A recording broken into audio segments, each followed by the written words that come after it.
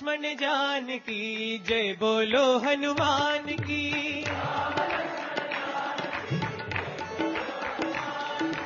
राम लक्ष्मण जान की। మార్గశుద్ధ త్రయోదశి రోజు ఎప్పుడు వస్తే అప్పుడు చేయొచ్చు అన్నాడు.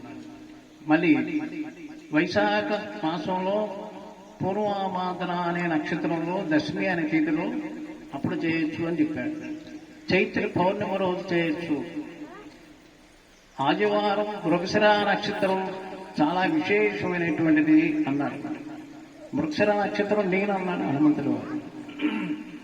భగవద్గీతలో కూడా చెప్పాడు మృగశిర నక్షత్రం నేనన్నా. అట్లా ఈ మృగశిర నక్షత్రం ఆదివారం, అలాగే మార్గశిర మాసంలో ఆదివారం రోజు ఈ వ్రతం చేస్తే చాలా విశేషమైన ఫలితం ఉంటుంది. అలాగే పౌర్ణమితో కూడినటువంటి శనివారం, అమావాస్యతో కూడినటువంటి శనివారం అని అన్నారు. ఎక్కడ చేయాలి? దివ్యమైనటువంటి క్షేత్రాల్లో, పర్వత ప్రాంతాల్లో, నదీ ప్రాంతాల్లో, దేవాలయాల్లో అని చెప్పారు. కదలీవన నివాసాయ ఆంజనేయాయ మంగళం అంటే అరటి చెట్ల ద్వారా, అరటి వృక్షాలు ఉంటాయి కదా, అరటి వనంలో చేస్తే చాలా అద్భుతమైన ఫలితం వస్తుంది అని అంటారు. అట్లా ఎన్నో రూపాల్లో ఉండే స్వామి, మీరు ఎప్పుడు మనసు బాగాలేదు, ఎప్పుడు మీకు చేయాలి, భగవంతుడిని ఆరాధన చేయాలి అనుకుంటున్నారు, ఈ పనులు ఏం అవ్వట్లేదండి. చాలా మంది అంటారు ఏం పనులు కావట్లేదండి, ఏం చేయమంటారు అంటే జపం చేయమంటారా, పూజ చేయమంటారా, హోమం చేయమంటారా, అభిషేకం చేయమంటారా అని ఇట్లాంటివి అడుగుతుంటారు. బాధ కదా. మరి అడిగితే ఎదుగు ఇలా చేయండి, మీ ఇంట్లో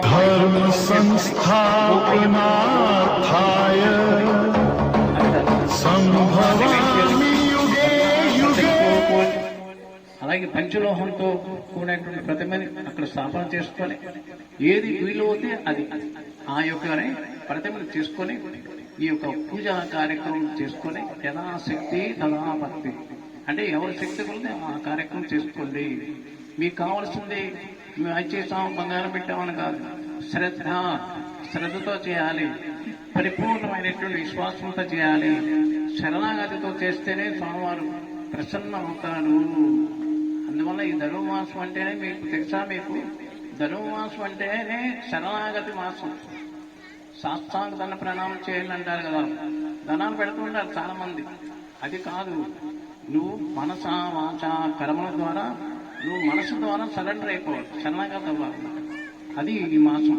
కాబట్టి ఈ యొక్క వ్రతాన్ని అద్భుతమైనటువంటి మంత్రంతో కూడినటువంటి, ఉపదేశంతో కూడినటువంటి మంత్రాన్ని మీరు నిరంతరం నామస్మరణ చేస్తూ ఉండండి అని ఈ యొక్క స్వామివారి మంత్రాన్ని ఋషులందరూ కూడా ఈ ఉపాసన చేసుకొని మంత్ర 24 లక్షల బీజాక్షరాలతో కూడినటువంటి మంత్రాలు, హనుమత్ మంత్రాలు ఉన్నాయి.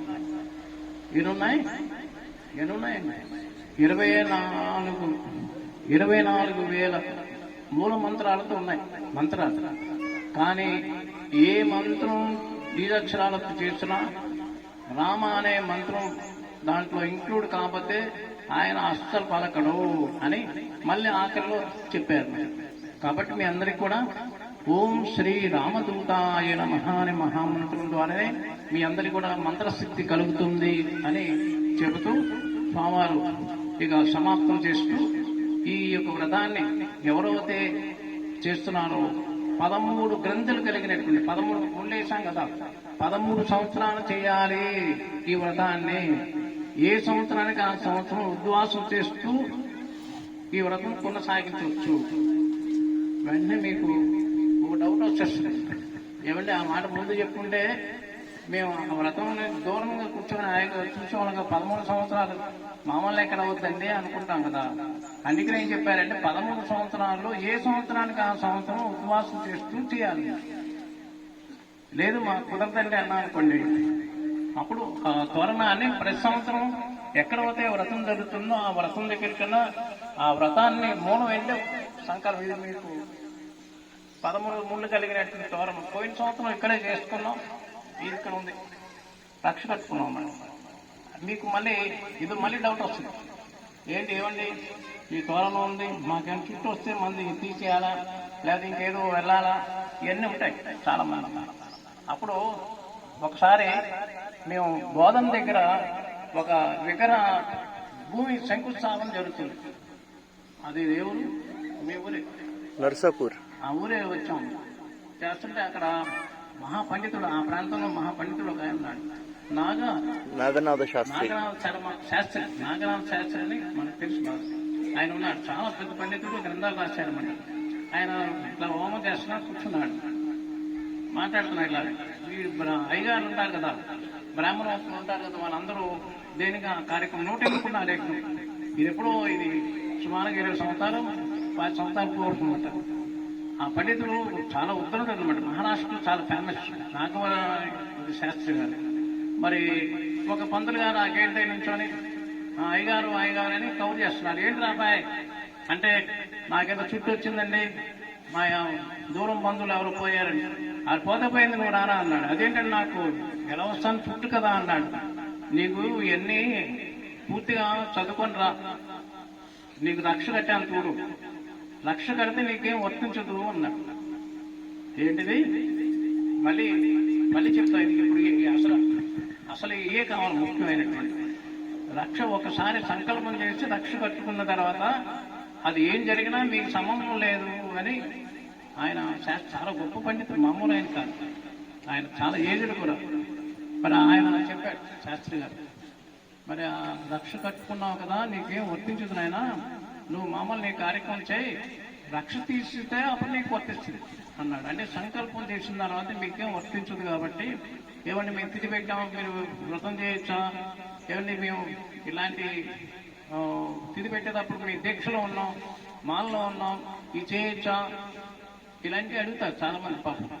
అదేం శాస్త్రం ఏం చెప్తుందంటే, అసలు మీ పితృదేవతలకి చేసేటప్పుడు నువ్వు దీక్షగా ఉండి చేయవయా, కనీసం 24 గంటల ముందే నువ్వు దీక్షగా ఉండి, నువ్వు ఆ పితృదేవతలు తిథి అంటారు కదా సంవత్సరానికి ఒకసారి, అలా దీక్షగా ఉండి ముందు రోజే దీక్షగా చేయాలని చెప్తుంది.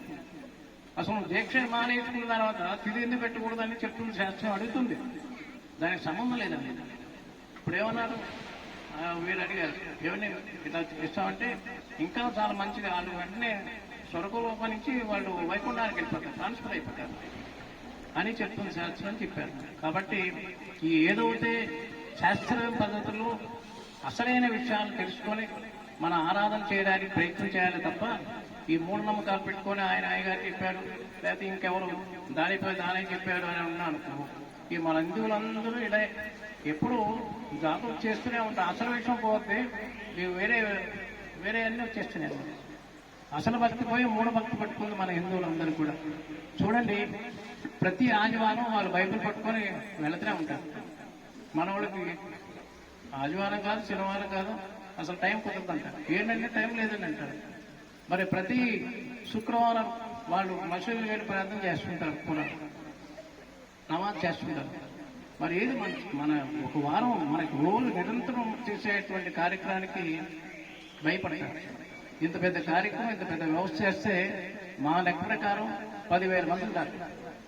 తిప్పితే కొడితే 10 మంది లేదు. అంటే ఏంటి? శ్రద్ధ లేదు.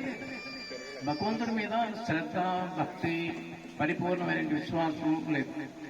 ఎంతసేపు మనం అడుక్కోవడమే పని.